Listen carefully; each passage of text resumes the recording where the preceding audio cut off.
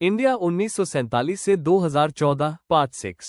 24 सितंबर 2002 को गुजरात में गांधीनगर स्थित स्वामी नारायण मंदिर अक्षरधाम पर पाकिस्तानी आतंकवादियों के द्वारा हमला, जिसमें 30 लोग मारे गए और 80 से ज्यादा लोग घायल हुए। एनएसजी के द्वारा की गई हुई जवाबी कार्यवाही में दोनों आतंकवादी भी मारे गए।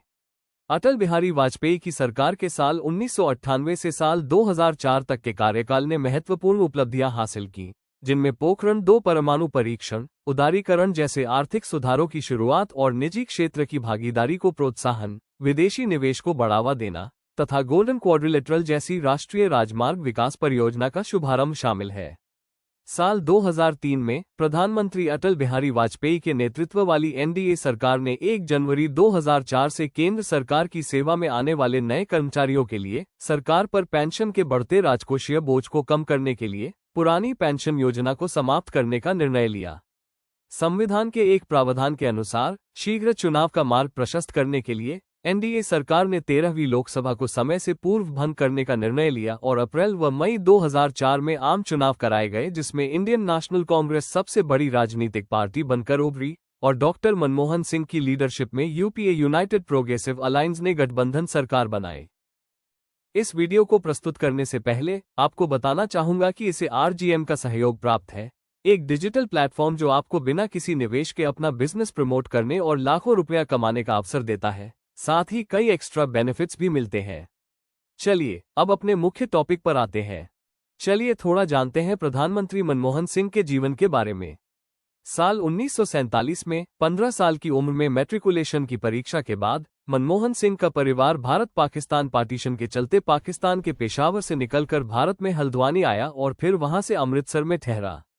मनमोहन सिंह ने पंजाब यूनिवर्सिटी से इकोनॉमिक्स में ग्रेजुएशन और पोस्ट ग्रेजुएशन करने के बाद कैम्ब्रिज यूनिवर्सिटी से इकोनॉमिक्स की पढ़ाई करी और बाद में साल 1962 में ऑक्सफोर्ड यूनिवर्सिटी से इकोनॉमिक्स में पीएचडी किया। भारत के आज तक के सबसे ज्यादा पढ़े लिखे प्रधानमंत्री अपने जीवन काल में कई सारे पद पर रह चुके हैं, जैसे कि पंजाब यूनिवर्सिटी में इकोनॉमिक्स के प्रोफेसर, दिल्ली यूनिवर्सिटी में इंटरनेशनल ट्रेड के प्रोफेसर, फाइनेंस मिनिस्ट्री में एडवाइजर, प्लानिंग कमीशन में deputy chairman, reserve bank of India के गवर्नर, यूनिवर्सिटी ग्रांट कमीशन के चेयरमैन, प्रधानमंत्री के आर्थिक सलाहकार वगैरह वगैरह। अपने पूरे जीवन काल में मनमोहन सिंह ने सिर्फ एक बार लोकसभा चुनाव लड़ा था, जिसमें वो बहुत ही कम मार्जिन से हार गए थे। मनमोहन सिंह पहली बार 1991 में संसद के ऊपरी सदन राज्यसभा के लिए चुने गए थे। इसके बाद वो वर्ष 1995, 2001, 2007, 2013 और 2019 में राज्यसभा के सांसद बने और 2024 में सेवानिवृत्त हुए। इस प्रकार मनमोहन सिंह कोहली, जो एक भारतीय अर्थशास्त्री, नौकरशाह, शिक्षाविद और राजनेता थे, जिन्होंने 22 मई 2004 से 26 मई 2014 तक भारत के प्रधानमंत्री के रूप में कार्य किया, वह जवाहरलाल नेहरू, इंदिरा गांधी और नरेंद्र मोदी के बाद चौथे सबसे लंबे समय तक सेवा करने वाले प्रधानमंत्री थे। अपने शांत स्वभाव और बौद्धिक कौशल के लिए प्रसिद्ध डॉक्टर मनमोहन सिंह की विरासत भारत के आर्थिक और राजनीतिक इतिहास में गहराई से अंकित है। डॉक्टर मनमोहन सिंह के नेतृत्व में भारत ने उच्च जीडीपी विकास दर बनाए रखी और अर्थव्यवस्था औसतन 7 से 8% वार्षिक दर से बढ़ी।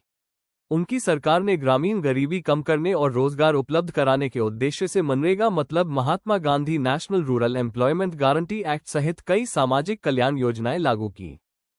डॉक्टर मनमोहन सिंह का योगदान आर्थिक सुधारों और सामाजिक कल्याण योजनाओं से कहीं आगे तक फैला हुआ है। प्रधानमंत्री के रूप में उनके कार्यकाल में कई उल्लेखनीय पहल और उपलब्धियां देखी गईं। Indo US civil nuclear agreement 2008, जिसने भारत के न्यूक्लियर आइसोलेशन को समाप्त किया और उसे अन्य देशों के साथ परमाणु व्यापार में संलग्न होने की अनुमति दी, जिससे भारत की ऊर्जा सुरक्षा को बल मिला। आरटीआई राइट टू इंफॉर्मेशन, सूचना का अधिकार अधिनियम 2005, जिसने सरकारी कामकाज में पारदर्शिता और जवाबदेही को बढ़ावा देकर नागरिकों को सशक्त बनाया। भारत ने 2008 में चंद्रयान 1 मिशन का सफल प्रक्षेपण किया था।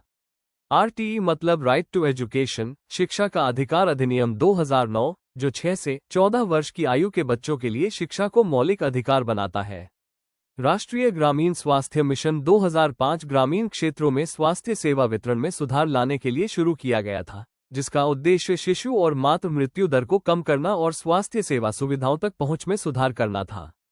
मनमोहन सिंह के कार्यकाल में, विशेष रूप से 2004 और 2009 के बीच, देश की जीडीपी लगभग 8% की स्वस्थ औसत दर से बढ़ी, जो प्रमुख अर्थव्यवस्थाओं में दूसरी सबसे तेज वृद्धि दर थी। उन्होंने सुधारों पर साहसिक निर्णय लिए और देश में अधिक विदेशी निवेश लाया। साल 2008 के वैश्विक वित्तीय संकट से भारत को बचाने का श्रेय प्रधानमंत्री मनमोहन सिंह को मिलता है। डॉक्टर मनमोहन सिंह के प्रथम कार्यकाल की अपार सफलता के कारण 2009 की लोकसभा चुनाव में इंडियन नेशनल कांग्रेस फिर से सबसे बड़ी राजनीतिक पार्टी बनकर उभरी और मनमोहन सिंह के नेतृत्व वाली गठबंधन सरकार यूनाइटेड प्रोग्रेसिव अलायंस फिर से सत्ता में आए। यूपीए सरकार ने नेशनल फूड सिक्योरिटी एक्ट 2013 के माध्यम से खाद्य और पोषण सुरक्षा सुनिश्चित करते हुए ग्रामीण और शहरी आबादी के एक बड़े हिस्से को सब्सिडी वाला खाद्यान्न प्रदान करना शुरू किया, जिसमें सबसे गरीब परिवारों के लिए विशेष प्रावधान है। डॉक्टर मनमोहन सिंह के कार्यकाल में ही आधार कार्ड लाया गया था, जो भारत के नागरिकों को एक विशिष्ट पहचान प्रदान करता है और जिससे नागरिकों तक सरकारी सेवाओं और सब्सिडी पहुंचाना सुव्यवस्थित हुआ। आधार कार्ड कई लाभ प्रदान करता है। आधार कार्ड आइडेंटिटी प्रूफ और एड्रेस प्रूफ का काम करता है। आधार कार्ड के जरिए प्रत्यक्ष लाभ हस्तांतरण मतलब डायरेक्ट बेनिफिट ट्रांसफर को सक्षम बनाया गया है। साथ में विभिन्न ऑनलाइन लेनदेन को भी सुगम बनाया गया है।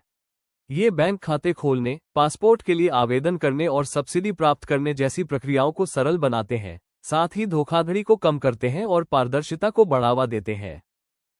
इंडिया 1947 से 2014 का पार्ट 6 समाप्त हुआ।